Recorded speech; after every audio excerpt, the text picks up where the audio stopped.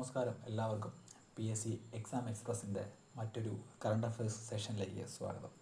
ഇന്ന് നമ്മൾ ചർച്ച ചെയ്യാൻ പോകുന്നത് ഒക്ടോബർ മാസം 5-ാം തീയതി നടന്ന കുറച്ച് കാര്യങ്ങളും അതുമായിട്ട് ബന്ധപ്പെട്ട അനുബന്ധ വിവരങ്ങളുമാണ് ഇന്ന് നമ്മൾ ഡിസ്കസ് ചെയ്യാനായിട്ട് പോകുന്നത്. ഈ വീഡിയോയുടെ അവസാനം കഴിഞ്ഞ ദിവസം നമ്മൾ പഠിച്ച കറണ്ട് അഫയേഴ്സുമായിട്ട് ബന്ധപ്പെട്ട ചോദ്യങ്ങളും ഉത്തരങ്ങളുമൊക്കെ ഒരു മോക്ക് ടെസ്റ്റ് രൂപത്തിൽ നമ്മൾ തയ്യാറാക്കിയിട്ടുണ്ട്. ആ ചോദ്യങ്ങൾ കൂടെ അറ്റൻഡ് ചെയ്യുക. അതിൽ എത്ര മാർക്കാണ് നിങ്ങൾക്ക് കിട്ടിയത്, ആ മോക്ക് ടെസ്റ്റ് അറ്റൻഡ് ചെയ്തിട്ട് എത്ര മാർക്കാണ് നിങ്ങൾക്ക് കിട്ടിയത് എന്ന് കൃത്യമായി കമൻറ്റ് ബോക്സിൽ രേഖപ്പെടുത്താൻ ശ്രമിക്കുക. അപ്പോൾ നമുക്ക് ഇന്നത്തെ ആദ്യത്തെ സംഭവത്തിലോട്ട് കിടക്കാം. 2025 വയലാർ അവാർഡിന് അർഹനായത് ഇ സന്തോഷ് കുമാർ ആണ്. 2025 വയലാർ അവാർഡുകൾ പ്രഖ്യാപിച്ചു. വയലാർ അവാർഡിൽ അർഹനായത് ഇ സന്തോഷ് കുമാറാണ്. അപ്പോൾ 2025 വയലാർ അവാർഡ് ആർക്കാണെന്ന് ഇനി എപ്പോൾ ചോദിച്ചാലും പറയുക, അത് ഇ സന്തോഷ് കുമാർ. 2025 പ്രഖ്യാപിച്ചത് 49ാമത് വയലാർ അവാർഡാണ്. അത് ഓർത്ത് വയ്ക്കുക, 49ാമത്തെ വയലാർ അവാർഡാണ് 2025 പ്രഖ്യാപിച്ചത്. ഏത് നോവലിനാണെന്ന് ചോദിക്കാം. അതെന്താണ്? തപോമയ്യുടെ അച്ഛൻ എന്ന് പറയുന്ന നോവലിനാണ് 2025 വയലാർ അവാർഡ് ഇ സന്തോഷ് കുമാറിന് ലഭിച്ചത്.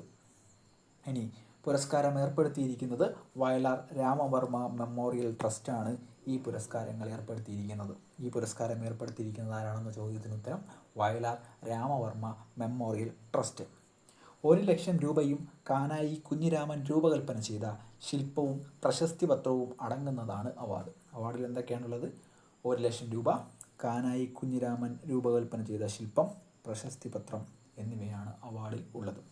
ഏത് നോവലിനാണ്?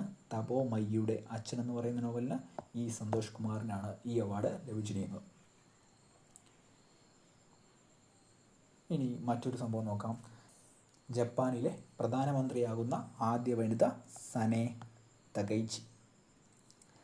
ലിബറൽ ഡെമോക്രാറ്റിക് പാർട്ടി പ്രസിഡന്റ് ആയി തിരഞ്ഞെടുക്കപ്പെട്ടിട്ടുണ്ട്. അതുപോലെ തന്നെ മുൻ പ്രധാനമന്ത്രി ഷിൻസോ ആബെയുടെ അടുത്ത അനുയായി കൂടെയായിരുന്നു നമ്മുടെ സനെ തകൈച്ചി. ഓക്കെ, മറ്റൊരു സംഭവം. മിനിറ്റിൽ 3000 വെടിയുണ്ടകൾ പായിക്കാൻ ശേഷിയുള്ള 6 അത്യാധുനിക AK-630 30mm multi barrel mobile air defence gun system നിർമ്മിക്കുന്ന രാജ്യം നമ്മുടെ ഇന്ത്യയാണ്. രാജ്യത്തിൻ്റെ സുരക്ഷ ഉറപ്പാക്കുന്ന സുദർശൻ ചക്ര കവചത്തിൻ്റെ ഭാഗമായിരിക്കും ഈ പറയുന്ന AK-630 30mm multi barrel mobile air defence gun system. അത് നിർമ്മിക്കുന്നത് നമ്മുടെ സ്വന്തം ഇന്ത്യ. 4 കിലോമീറ്റർ റേഞ്ചിൽ മിനിറ്റിൽ 3000 വെടിയുണ്ടകൾ പ്രവഹിക്കാൻ ശേഷിയുള്ളവയാണ് ഈ പറയുന്ന 630 30mm multi barrel mobile air defence gun system. ആളില്ലാത്ത യുദ്ധവിമാനങ്ങൾ, റോക്കറ്റ്, പീരങ്കി എന്നിവ തകർക്കാനായിട്ട് നമ്മുടെ ഈ സിസ്റ്റത്തിന് സാധിക്കും. നിർമ്മിക്കുന്നത് ഇന്ത്യ. മറ്റൊരു സംഭവം. 2025 ഒക്ടോബറിൽ ഇന്ത്യ സന്ദർശിക്കുന്ന UK പ്രധാനമന്ത്രി ആരാണ് എന്നുള്ളതാണ്. അത് കിയർ സ്റ്റാമറാണ്. 2025 ഒക്ടോബറിൽ ഇന്ത്യ സന്ദർശിക്കാനിരിക്കുന്ന UK പ്രധാനമന്ത്രി ആയതിനു ശേഷമുള്ള സ്റ്റാമറിൻ്റെ ആദ്യത്തെ ഇന്ത്യ സന്ദർശനം. ആദ്യമായിട്ടാണ് UK പ്രധാനമന്ത്രി ആയതിനു ശേഷം ആദ്യമായി അദ്ദേഹം ഇന്ത്യ സന്ദർശിക്കാൻ പോകുന്നു. UK പ്രധാനമന്ത്രി ആയതിനു ശേഷമുള്ള സ്റ്റാമറിൻ്റെ ആദ്യ ഇന്ത്യ സന്ദർശനമാണ് നടക്കാനിരിക്കുന്നത്. മറ്റൊരു ചോദ്യം. രാജ്യത്ത് ആദ്യമായി തുരങ്ക റോഡ് നിർമ്മിക്കുന്ന നദി ഏത് എന്നുള്ളതാണ്. രാജ്യത്ത് ആദ്യമായി ഒരു നദിയിൽ തുരങ്ക റോഡ് നിർമ്മിക്കാനിരിക്കുന്നു. അത് ഏത് നദിയാണെന്ന് ചോദിച്ചാൽ അത് ബ്രഹ്മപുത്ര നദിയിലാണ്. ദേശീയപാത 37 ബന്ധിപ്പിക്കുന്ന അസമിലെ ഗോഹ്പൂർ, നുമലിഗഡ് നഗരങ്ങളെ ബന്ധിപ്പിക്കുന്നതാണ് ഈ പാത. ദേശീയപാത 37 ബന്ധിപ്പിക്കുന്ന അസമിലെ ഗോഹ്പൂർ, നുമലിഗഡ് നഗരങ്ങളെ ബന്ധിപ്പിക്കുന്നതാണ് ഈ പാത. ഇനി മറ്റൊരു സംഭവം. 2024 സംസ്ഥാന ചലച്ചിത്ര അവാർഡ് നിർണയത്തിനുള്ള ജൂറി ചെയർമാനായി തിരഞ്ഞെടുത്തു.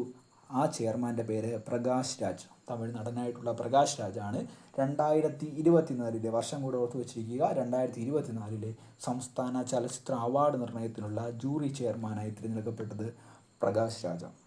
ഇനി മറ്റൊരു സംഭവം. 2025 ഒക്ടോബറിൽ ഇന്ത്യൻ ഏകദിന ക്രിക്കറ്റ് ടീമിൻ്റെ ക്യാപ്റ്റനായി തിരഞ്ഞെടുക്കപ്പെട്ടത് ശുഭ്മൻ ഗില്ലാണ്. 2025 ഒക്ടോബറിൽ ഇന്ത്യൻ ഏകദിന ക്രിക്കറ്റ് ടീമിൻ്റെ ക്യാപ്റ്റനായി തിരഞ്ഞെടുക്കപ്പെട്ടത് ശുഭ്മൻ ഗില്ലാണ്.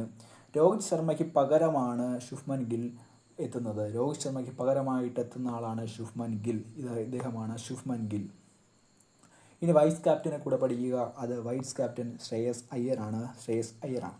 അപ്പോൾ 2025 ഒക്ടോബറിൽ ഇന്ത്യൻ ഏകദിന ക്രിക്കറ്റ് ടീമിൻ്റെ ക്യാപ്റ്റനായി തിരഞ്ഞെടുക്കപ്പെട്ടത് ശുഭ്മൻ ഗിൽ ആണ്.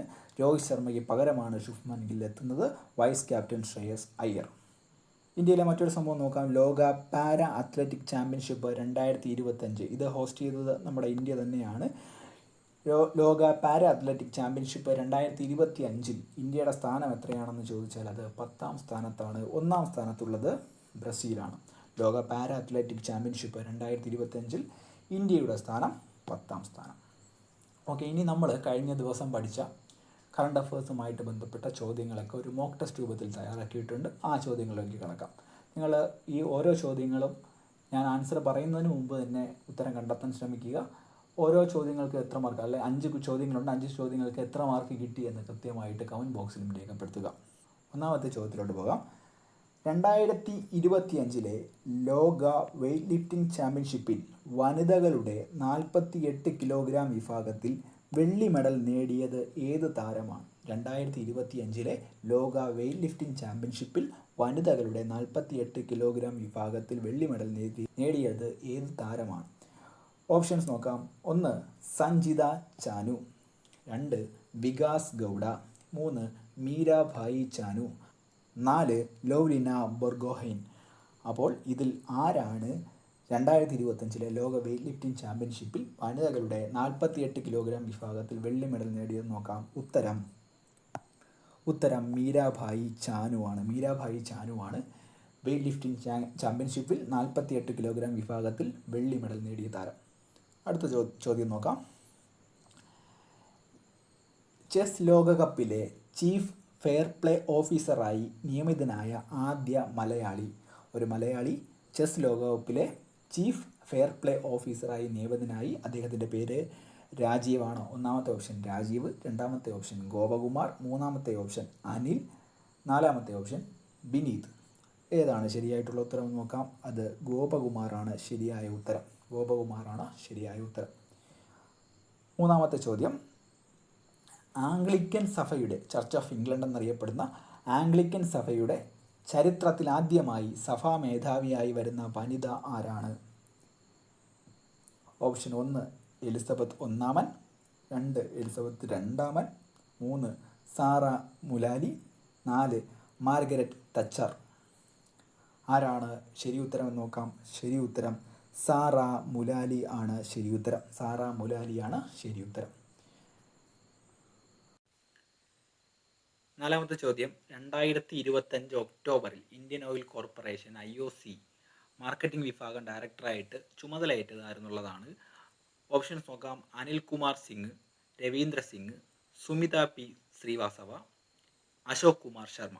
ഇതിൽ ശരിയായിട്ടുള്ള ഉത്തരം എന്ന് പറയുന്നത് സുമിത പി ശ്രീവാസ്തവ ആണ്. ഓക്കെ, അടുത്ത ചോദ്യം. 2025 ഒക്ടോബറിൽ അന്തരിച്ച മുതിർന്ന മാധ്യമ പ്രവർത്തകനും എഴുത്തുകാരനുമായ വ്യക്തി ആരാണ്? 2025 ഒക്ടോബറിൽ അന്തരിച്ച മുതിർന്ന മാധ്യമ പ്രവർത്തകനും എഴുത്തുകാരനുമായ വ്യക്തി ആരാണ്? Options. MT Vasudevan Nair, TJS George, OV Vijayan, Sukumar Azhikode. ശരിയായ ഉത്തരം TJS ജോർജ് എന്നുള്ളതാണ്.